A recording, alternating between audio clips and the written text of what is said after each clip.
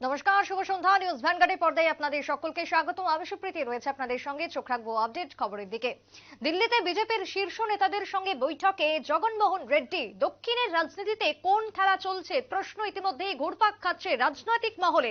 NDA জোটে কি যোগদান করবেন অন্ধ্রপ্রদেশের মুখ্যমন্ত্রী?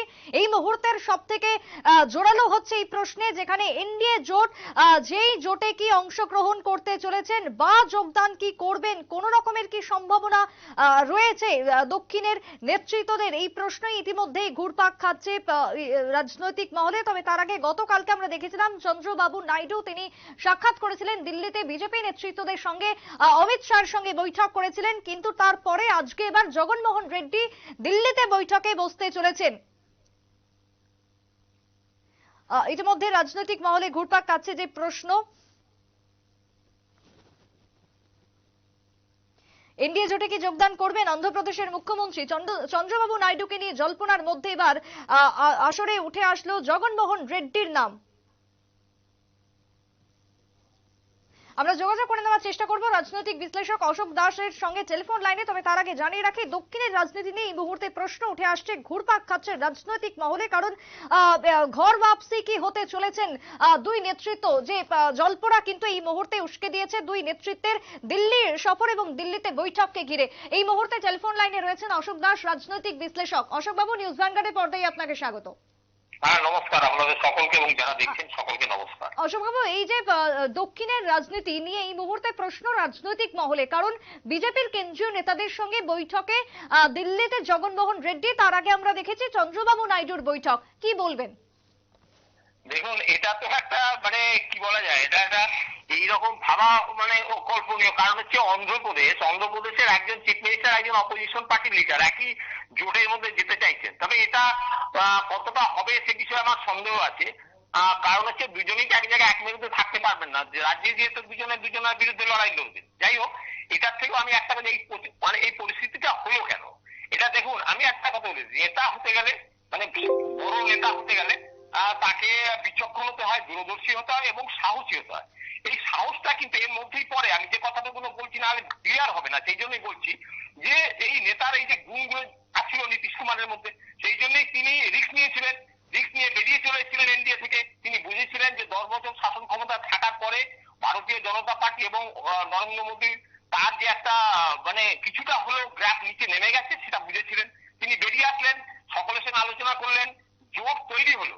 কিন্তু সেই জোটটাকে কংগ্রেসের মধ্যে বিচক্ষণ দূরদর্শী নেতার অভাবের জন্য মমতা ব্যানার্জির মতন ক্লেভার পলিটিশিয়ান এবং শাসন ক্ষমতা পরিচালনায় ব্যর্থ একজন ব্যক্তি, লালু যাদবের মতো করাপ্টেড এবং ক্লেভার পলিটিশিয়ানের যে খেলা, সেই খেলা কংগ্রেস বুঝতে পারলো না। কেন বলছি বলেন, আজকের যে ধর্নায় দক্ষিণের লোকেরা বসে যাচ্ছেন, এই যে কেরলের বললেন, অনেকেই দেখতে পাচ্ছেন যে কেরলের ধর্নায় বসছে, এই জিনিসটা, এই পরিস্থিতিটা কিন্তু সম্পূর্ণ বিপরীত হতো যদি কংগ্রেস এরকম একটা ধর্না রাখতো এবং নীতিশ কুমার যদি সেখানে যে মধ্যমণি হয়ে বসতেন।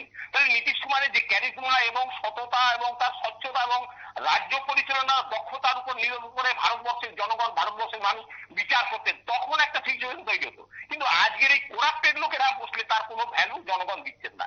এই জায়গা থেকে দেখলেন আজকে জগনমোহন রেড্ডিও দেখছেন যে আমার রাজ্যপাল যদি বজায় রাখতে হয় তাহলে কি করণীয় উচিত না, আমাকে জনগণ যেদিকে ঢলে যাচ্ছে, আজকের দিনে দেখা যাচ্ছে যে বিজেপির একটা গ্রাফ উপর দিকে উঠছে, জনগণ, এটা কিন্তু বিজেপির উঠছে না, জনগণের উপরে নির্ভর করছে। জনগণ কাকে চাইছে, জনগণ সেটা কিন্তু আপনাদের এই প্রচার মাধ্যমের মধ্যেই অনেকটা কিন্তু সেটার একটা ফোকাস করে, জনগণের কথাটা আপনারা তুলে ধরেন। সেই জায়গা থেকে জগনমোহন রেড্ডি দেখতে পাচ্ছে তাহলে ওইখানে গেলে আমার সুবিধা হবে, পার্লামেন্ট নির্বাচন, এবং তার পরিবর্তে আবার রাজ্যে আমাকে চালাতে হবে, রাজ্যটা চালাতে হবে, টাকা পয়সার ব্যাপার আছে। আবার চন্দ্রবাবু নাইডু দেখছেন যে আমি যদি না যাই তাহলে এই জগনমোহন রেড্ডিকে আমি সরাতে পারবো না। এই যে একটা পরস্পর ধর্মী একটা লড়াইয়ের সংঘাত চলছে, এই সংঘাতটার জন্য এই ঘটনা সৃষ্টি হয়েছে। অশোকবাবু, সেই জায়গাতে দাঁড়িয়ে বুধবার রাতে গেরুয়া শিবিরের একেবারে চাণক্য অমিত শাহর সঙ্গে সাক্ষাৎ চন্দ্রবাবুর এবং তারপরে আজকে জগনমোহন রেড্ডির, সেই জায়গাতে দাঁড়িয়ে কোথাও কি মনে হচ্ছে পুরনো সম্পর্ক মেরামতের চেষ্টা চলছে? হ্যাঁ, দেখুন, বিজেপি তো মেরামত করেই যাচ্ছে। নীতিশ কুমারকে আবার ফিরিয়ে নিলেন, আবার উত্তরপ্রদেশে ফেরাবার চেষ্টা করছেন, দক্ষিণ ভারতে আবার তো তারা চেষ্টা করবেই, কারণ দক্ষিণ ভারতে তারা দুর্বল। সেখানে তো একটা শক্তিশালী জগনমোহন রেড্ডিকে যদি পেয়ে যায়, বা জগনমোহন রেড্ডি যদি শেষ পর্যন্ত রাজি না হয়, তার চন্দ্রবাবু নাইডু আছে, তার মানে কি বিজেপির হাতে আজকে দুহাতেই লাড্ডু, সে যে কোনো জায়গায় পেয়ে যাবে। তো কিন্তু এটা একটা সমস্যাও আছে, যদি দুহাতে লাড্ডু হয় সেটা কিভাবে খাবে, কোনটা আগে খাবে কোনটা পরে খাবে, এই সিচুয়েশন বিজেপির মধ্যে যে তৈরি হয়, বিজেপি যদি সেটা একেবারে যোগ্য নেতৃত্ব এবং সুচতুর কৌশলের মাধ্যমে এবং দক্ষতার মাধ্যমে এবং দক্ষিণ ভারতের সেই যে জনগণ, অন্ধ্রপ্রদেশের জনগণ, এবং শুধু অন্ধ্রপ্রদেশ না, অন্ধ্রপ্রদেশের সঙ্গে তামিলনাড়ু, কেরল, তেলেঙ্গানা এরও অনেকটা নির্ভর করবে। সেই জায়গা থেকে নরেন্দ্র মোদী যদি সঠিক সিদ্ধান্ত নেন, তবেই দেখা যাবে যে দক্ষিণ ভারতে একটা ভারতীয় জনতা পার্টির অবস্থা ভালো হয়েছে। নাহলে কিন্তু এই দুটো লাড্ডু খেতে যে হয়তো খারাপের দিকেও বিজেপির অবস্থা যেতে পারে। একদমই। ধন্যবাদ অশোক বাবু। নমস্কার। নমস্কার। কথা বলছিলাম রাজনৈতিক বিশ্লেষক অশোক দাসের সঙ্গে, এবং সেই জায়গাতে দাঁড়িয়ে জগনমোহন রেড্ডি কি কৌশল নেয় সেটাই এখন দেখার। বিশেষ করে তেলেগু বা রাজ্য তো বটেই, তার পাশাপাশি গোটা দেশের রাজনৈতিক মহলে এখন লক্ষণীয় বিষয় দক্ষিণের রাজ্যের কি সিদ্ধান্ত নিচ্ছেন এই জগনমোহন রেড্ডি। ছোট্ট বিরতির পর ফিরে আসছি, সঙ্গে থাকুন।